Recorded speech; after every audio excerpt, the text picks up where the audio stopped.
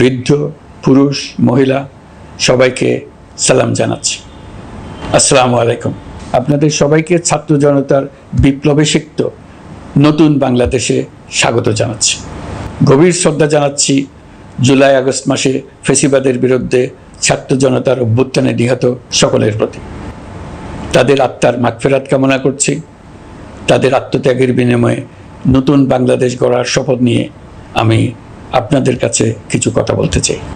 শরণার্থীকালের ভয়াবহ বন্যায় যারা মৃত্যুবরণ করেছেন, যারা অসুস্থ হয়ে পড়েছেন বা যারা সর্বস্ব হারিয়েছেন, যারা দুঃসহ জীবনযাপন করছেন, তাদের স্মরণে রেখে আজকের কথাগুলো বলছি। বন্যা দুর্গতদের জীবন দ্রুত স্বাভাবিক করার জন্য যাবতীয় উদ্যোগ সরকারি বেসরকারি পর্যায়ে নেবার আয়োজন করেছি। ভবিষ্যতে সকল ধরনের বন্যা প্রতিরোধে আমাদের আভ্যন্তরীণ এবং প্রতিবেশীদের সঙ্গে যাতে যৌথভাবে নেওয়া যায় সে আলোচনা শুরু করেছে। প্রিয় দেশবাসী, আপনারা জানেন বিপ্লবী ছাত্র জনতা জাতির এই ক্রান্তি লগ্নে আমাকে এক গুরুদায়িত্ব অর্পণ করেছে। তারা নতুন এক বাংলাদেশ গড়তে চায়। নতুন প্রজন্মের এই গভীর আকাঙ্ক্ষাকে বাস্তবে রূপ দেওয়ার সংগ্রামে আমি একজন সহযোদ্ধা হিসেবে তাদের সঙ্গে যোগ দিয়েছি। দেশের সকল বয়সের, সকল পেশার, সকল মতের, সকল ধর্মের সবাইকে বিনা দ্বিধায় এই সংগ্রামে যোগ দেওয়ার আহ্বান জানাচ্ছি। প্রিয় দেশবাসী, লক্ষ লক্ষ শহীদের রক্তের বিনিময়ে এবং লক্ষ লক্ষ মা বোনের আত্মদানের বিনিময়ে যে বাংলাদেশ আমরা পেয়েছিলাম তা ফ্যাসিবাদ এবং স্বৈরাচারের হাতে ধ্বংস হয়ে গেছে। আপনারা দেখেছেন আমাদের প্রতিটি প্রতিষ্ঠানকে তারা কিভাবে শেষ করেছে। দেশের রন্ধ্রে রন্ধ্রে ঢুকে গেছে দুর্নীতি। এমন এক দেশে আমাদের দেশ রূপান্তরিত হয়েছে যেখানে স্বৈরাচারের পিয়নও দুর্নীতির মাধ্যমে 400 কোটি টাকার সম্পদ করার মতো অকল্পনীয় কাজ করে গেছে নির্বিবাদে। শিক্ষা খাতকে পঙ্গু করে দিয়েছে। ব্যাংকিং ও শেয়ার বাজার খাতে লুটপাট, প্রকল্প ব্যয়ে বিশ্ব রেকর্ড, অবাধ সম্পদ পাচার, আইন শৃঙ্খলা রক্ষাকারী সংস্থাকে নিজ দলের পুতুলে রূপান্তর, বাক স্বাধীনতা হরণ, মানবাধিকার হরণ, এসবই হিমশৈলের অগ্রভাগ মাত্র। ক্ষমতা কুক্ষিগত করতে ফ্যাসিবাদী সরকার খর্ব করেছে জনগণের সাংবিধানিক ক্ষমতা ও অধিকার। দুঃশাসন, দুর্নীতি, অন্যায়, অবিচার, নিপীড়ন, বিচারের নামে প্রহসনের মাধ্যমে জনসুরক্ষা বিপন্ন করেছে। জনগণকে নির্যাতন ও বঞ্চনা ও বৈষম্যের মুখোমুখি দাঁড় করিয়ে দিয়েছে। নতুন প্রজন্মের মানুষ সহ কোটি কোটি মানুষের ভোটাধিকারকে বছরের পর বছর হরণ করেছে। মানুষের এগিয়ে যাওয়ার পথে সকল ধরনের প্রতিবন্ধকতা তৈরি করে স্বৈরাচার তার নিজের, পরিবারের ও দলের কিছু মানুষের হাতে দেশের মালিকানা তুলে দিয়েছে। প্রিয় দেশবাসী, কিন্তু এই দ্বার প্রান্তে দাঁড়িয়েই আমাদের গড়তে হবে স্বপ্নের বাংলাদেশ। বৈষম্যহীন, শোষণহীন, কল্যাণময় এবং মুক্ত বাতাসের রাষ্ট্রের যে স্বপ্ন নিয়ে ছাত্র জনতা আন্দোলনে ঝাঁপিয়ে পড়েছিল, আমি তাদের সেই স্বপ্ন পূরণে অঙ্গীকারবদ্ধ। আপনাদের সবাইকে এই শুভলগ্নে তাদের স্বপ্ন পূরণে সমস্ত শক্তি নিয়ে এগিয়ে আসার আহ্বান জানাচ্ছি। তাদের স্বপ্ন আমাদের স্বপ্ন। জাতীয় জীবনে তরুণরা একটা মহা সুযোগ সৃষ্টি করে দিয়েছে। আমরা সবাইকে সুযোগ ব্যবহার করার কাজে এগিয়ে আসতে আহ্বান জানাচ্ছি। গণরোষের মুখে ফ্যাসিবাদী সরকার প্রধান দেশ ত্যাগ করার পর আমরা এমন একটি দেশ গড়তে চাই যেখানে প্রতিটি নাগরিকের মানবাধিকার থাকবে পুরোপুরি সুরক্ষিত। আমাদের লক্ষ্য একটাই, উদার, গণতান্ত্রিক, বৈষম্যহীন, অসাম্প্রদায়িক বাংলাদেশ। আমরা এক পরিবার, আমাদের এক লক্ষ্য। কোনো ভেদাভেদ যেন আমাদের স্বপ্নকে ব্যাহত করতে না পারে, সেজন্য আমরা প্রতিজ্ঞাবদ্ধ। বর্তমান সরকারের দায়িত্ব গ্রহণের মাত্র 2 সপ্তাহ শেষ হল। কর্মযাত্রার প্রথম পর্যায়ে রাষ্ট্র সংস্কারের কাজে আপনাদের কাছ থেকে যে সমর্থন পাচ্ছি সেজন্য আন্তরিক ধন্যবাদ।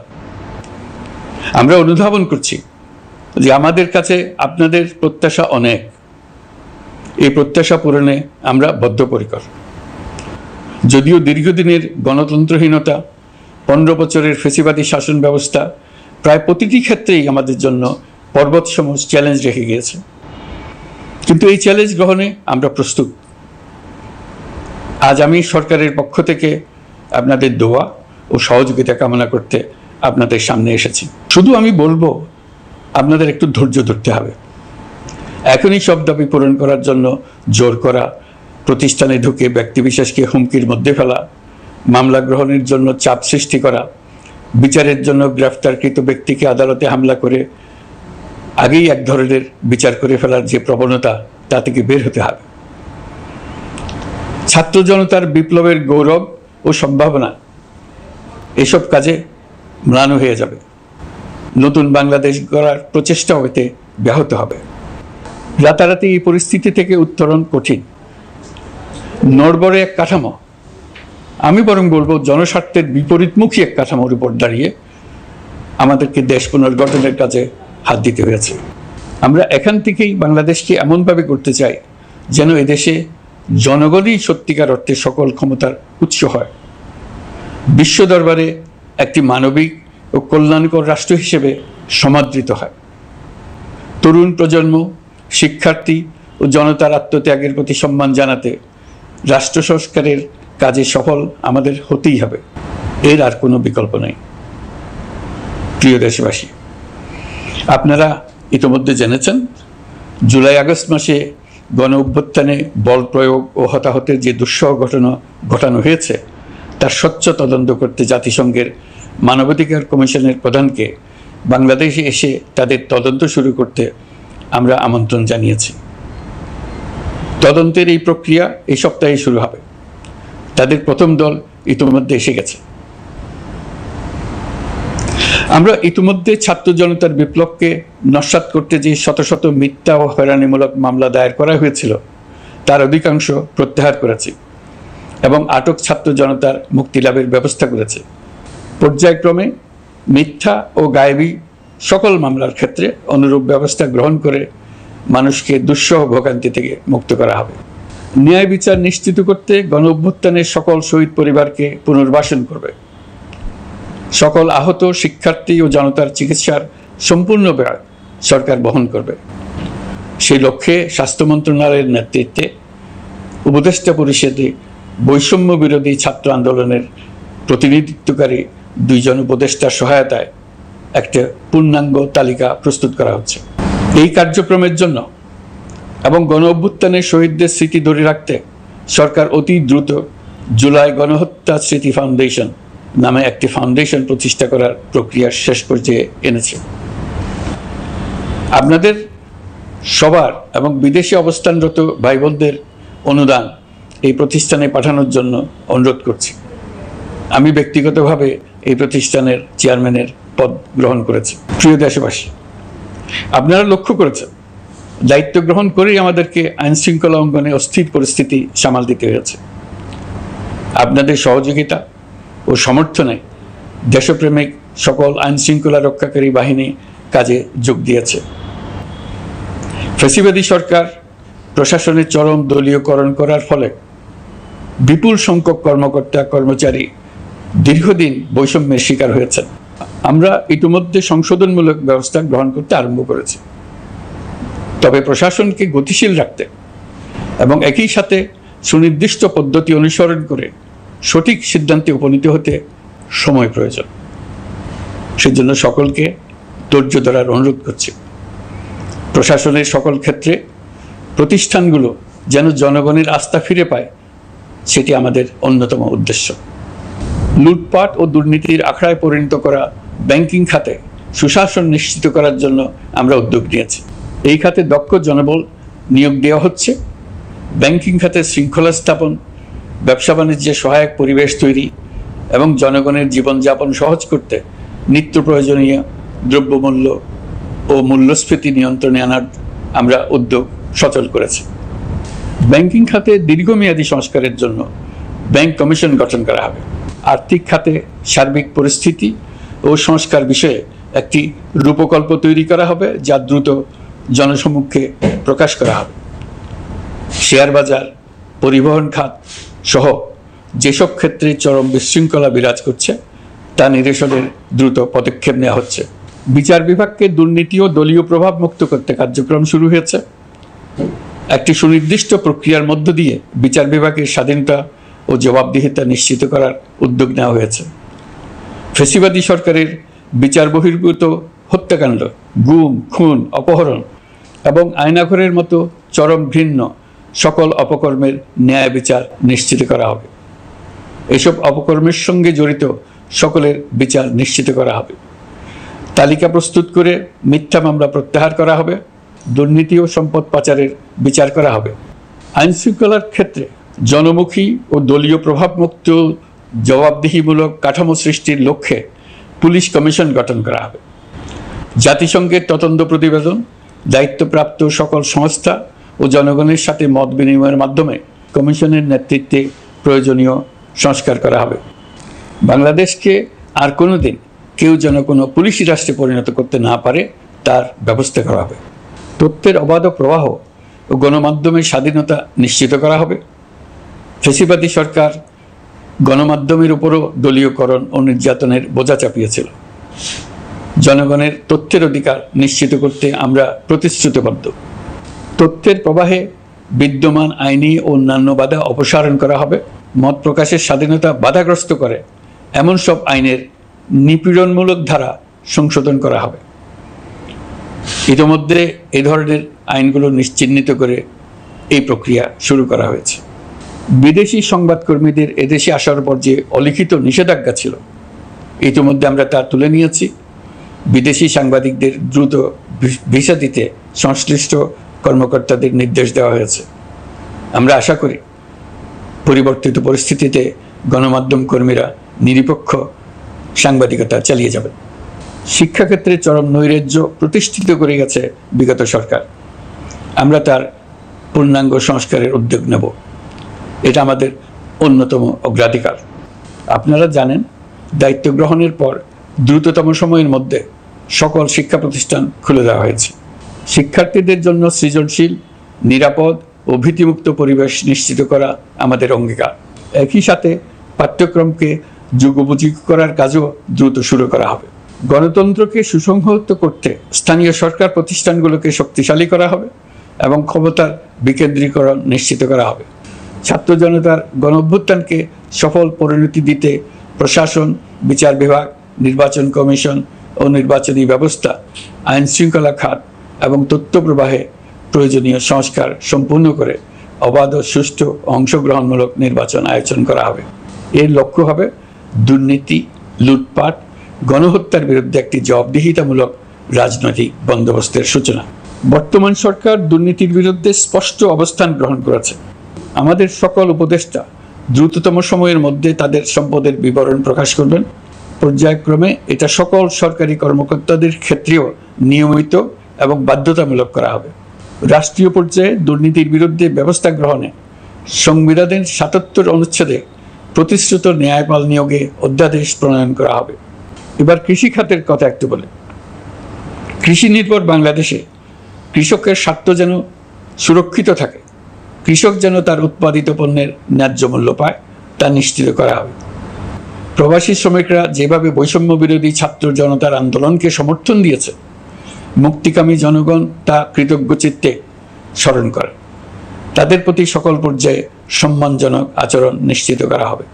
বাংলাদেশের স্বাস্থ্য খাত অন্যতম দুর্নীতিগ্রস্ত খাত। জনগণের জন্য পর্যাপ্ত স্বাস্থ্যসেবা নিশ্চিত করার লক্ষ্যে স্বাস্থ্য খাতে প্রয়োজনীয় সংস্কার করা হবে। এই খাতে সংশ্লিষ্ট সকলকে জবাবদিহিতার আওতায় আনা হবে।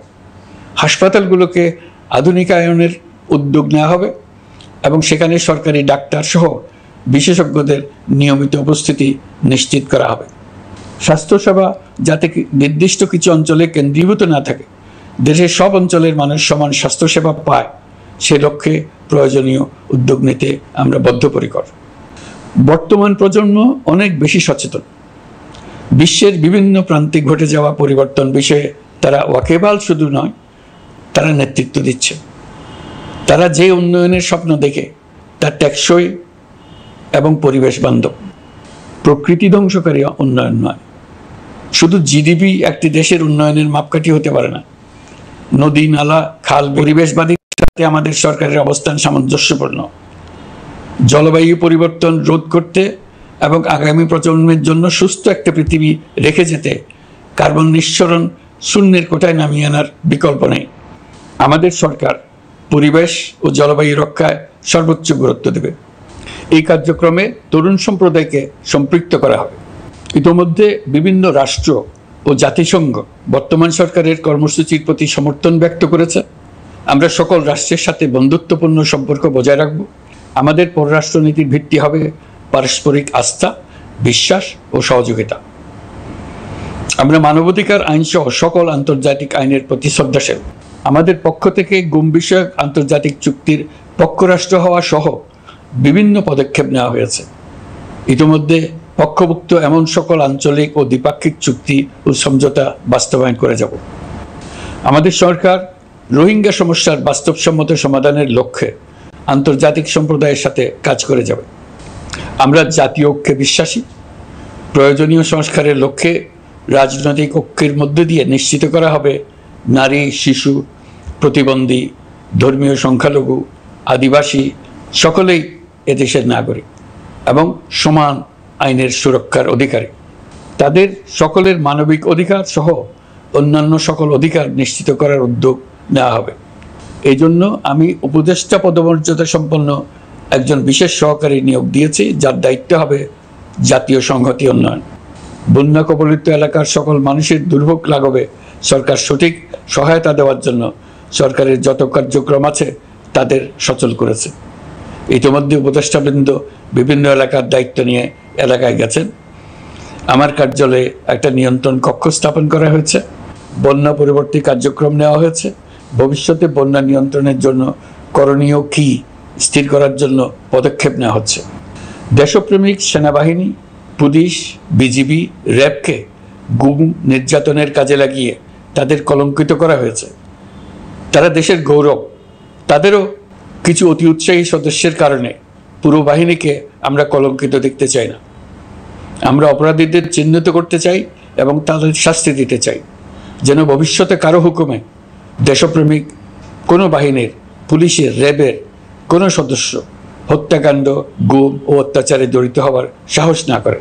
তাদের কাছে হুকুম যত বড় কর্তৃপক্ষের কাছ থেকে আসুক না কেন, তারা তা উপেক্ষা করবে। ভবিষ্যতে উপরওয়ালার হুকুমে এমন ঘৃণ্য কাজ করতে বাধ্য হয়েছে এমন ব্যাখ্যা কারো কাছে গৃহীত না হয়, তার ব্যবস্থা করা হবে। আমি দেশরক্ষা বাহিনী, পুলিশ বাহিনী এবং অন্যান্য সহল বাহিনীকে নির্দেশ দিয়েছি তারা তাদের মধ্যে যারা হত্যাকাণ্ড, গুম, খুন বা শারীরিক মানসিক অত্যাচারে সরাসরি জড়িত তাদের চিহ্নিত করে বিচারের ব্যবস্থা করতে। যারা গুম হয়েছে, হত্যার শিকার হয়েছে তাদের তালিকা প্রস্তুত করতে। তাদের পরিবার সমূহকে সান্ত্বনা দেওয়ার ভাষা আমার নাই। তাদের জীবনে শান্তি ফিরিয়ে আনতে আমরা প্রচেষ্টা অব্যাহত রাখব। আমি সকল দেশরক্ষা বাহিনী ও আইনশৃঙ্খলা বাহিনীকে তাদের উপর জনগণের সম্পূর্ণ আস্থা ফিরিয়ে আনতে সকল পদক্ষেপ গ্রহণ করতে নির্দেশ দিয়েছি। গত 15 বছরের দুর্নীতি, অর্থ পাচার ও জনস্বার্থ বিরোধী চুক্তি স্বাক্ষর, প্রকল্পের নামে লুটপাট ইত্যাদি তথ্য নিয়ে একটি শ্বেতপত্র প্রণয়নের জন্য আমি ইতিমধ্যে একটি কমিটি গঠন করেছি। আমি বিভিন্ন দেশের রাষ্ট্রদূত এবং দাতা সংস্থার প্রতিনিধিদের সঙ্গে বৈঠক করেছি এবং করে যাচ্ছি। ছাত্র জনতার গণঅভ্যুত্থানের পর দেশ গঠনের জন্য সকল প্রকার আর্থিক অন্যান্য সহযোগিতার জন্য তাদেরকে অনুরোধ জানাচ্ছি। তারা এই ব্যাপারে আগ্রহ দেখাচ্ছেন। তাদের কাছে আমাদের প্রস্তাব শুভ প্রণয়ন করে দ্রুত পাঠানোর ব্যবস্থা নিয়েছি। তাদেরকে অনুরোধ জানিয়েছি তারা যেন পরিস্থিতির কারণে অতি দ্রুত অর্থ ছাড় করার ব্যবস্থা নেন। তাদেরকেও বলেছি যে অবস্থার মধ্য দিয়ে আমরা যাচ্ছি তা যেমন একটি দুর্যোগপূর্ণ সময়, তেমনি এটা জাতির জীবনে মস্ত বড় সুযোগ। এই সুযোগকে যেন আমরা পূর্ণভাবে কাজে লাগাতে পারি, সেই জন্য তাদের সহযোগিতা চেয়েছি। এই গণ অভ্যুত্থানে বিদেশে অবস্থানকারী বাংলাদেশিরা অত্যন্ত গুরুত্বপূর্ণ ভূমিকা পালন করেছেন। জাতি তাদের অবদান বিশেষভাবে স্মরণ করবে। নতুন বাংলাদেশ গড়ার কাজে আমরা তাদের অংশগ্রহণ চাইব। আমাদের একটি লক্ষ্য হবে বিদেশগামী এবং প্রত্যাবর্তনকারী প্রত্যেক প্রবাসী শ্রমিককে মর্যাদা ও সম্মানের সঙ্গে দেশে আসা এবং যাওয়া নিশ্চিত করা। সে ব্যাপারে শিগগিরই পদক্ষেপ নেওয়া হবে। বিদেশে অবস্থানরত সকলের কাছে আমার আবেদন, তারা যেন তাদের উপার্জিত অর্থ অফিসিয়াল চ্যানেলে দেশে পাঠান। দেশের অর্থনৈতিক সংকট উত্তরণে এই অর্থ বিশেষভাবে প্রয়োজন। কি কি ব্যবস্থা নিলে তাদের জন্য অফিসিয়াল চ্যানেলে অর্থ পাঠানো সহজ হবে সেটা সম্বন্ধে আমরা তাদের পরামর্শ নেব। সারা দেশ ঘুষের মহাসমুদ্রে নিমজ্জিত। কিভাবে ঘুষ থেকে আমরা মুক্ত হতে পারি তার জন্য আমাদের পরামর্শ দেন। শুধু এই কাজটা নিয়ে অগ্রসর হতে পারলেই আমি মনে করি দেশের জন্য এই সরকার একটা গুরুত্বপূর্ণ অবদান রেখে গেছে বলে স্মরণীয় হয়ে থাকবে। আমি কথা দিচ্ছি, এই ব্যাপারে আমি আমার সর্বশক্তি নিয়োজিত করব। আমাদের দায়িত্ব দেশের সকল মানুষকে একটি পরিবারের বন্ধনে আবদ্ধ করা। পরিবারে মতভেদ থাকবে, বাকবিতণ্ডা হবে, কিন্তু আমরা ভাই বোন, আমরা বাবা মা, আমরা কেউ কারো শত্রু না। কাউকে তার মতের জন্য শত্রু মনে করব না, কাউকে ধর্মের কারণে শত্রু মনে করব না, কাউকে লিঙ্গের কারণে শত্রু মনে করব না। আমরা সবাই সমান, কেউ কারো উপরে, কেউ কারো নিচে না। এই ধারণা আমরা জাতীয় জীবনের সর্বক্ষেত্রে প্রতিষ্ঠিত করতে চাই। একটা বিশেষ ব্যাপারে আমরা আপনাদের সহযোগিতা চাচ্ছি। আমাদের দায়িত্ব গ্রহণের পর থেকে প্রতিদিন সচিবালয়ে, আমার অফিসের আশেপাশে, শহরের বিভিন্ন স্থানে সমাবেশ করা হচ্ছে। গত 16 বছরের অনেক দুঃখ কষ্ট আপনাদের জমা আছে, সেটা আমরা বুঝি। আমাদের যদি কাজ করতে না দেন তাহলে এই দুঃখ ঘোচানোর সকল পথ বন্ধ হয়ে যাবে। আপনাদের কাছে একান্ত অনুরোধ, আমাদের কাজ করতে দেন। আপনাদের যা চাওয়া তা লিখিতভাবে আমাদেরকে দিয়ে যান। আমরা আপনাদের বিপক্ষ দল নয়। আইনসঙ্গতভাবে যা কিছু করার আছে আমরা অবশ্যই তা করব, কিন্তু আমাদেরকে ঘেরাও করে এই গুরুত্বপূর্ণ দিনগুলোতে আমাদের কাজে বাধা দেবেন না। সবাই মিলে তাদের বোঝান, তারা যেন এই সময়ে তাদের অভিযোগের প্রতি দৃষ্টি আকর্ষণের জন্য আমাদের দৈনন্দিন গুরুত্বপূর্ণ কাজে বাধা না দেন। একটা বিষয়ে সবাই জানতে আগ্রহী, কখন আমাদের সরকার বিদায় নেবে? এটার জবাব আপনাদের হাতে।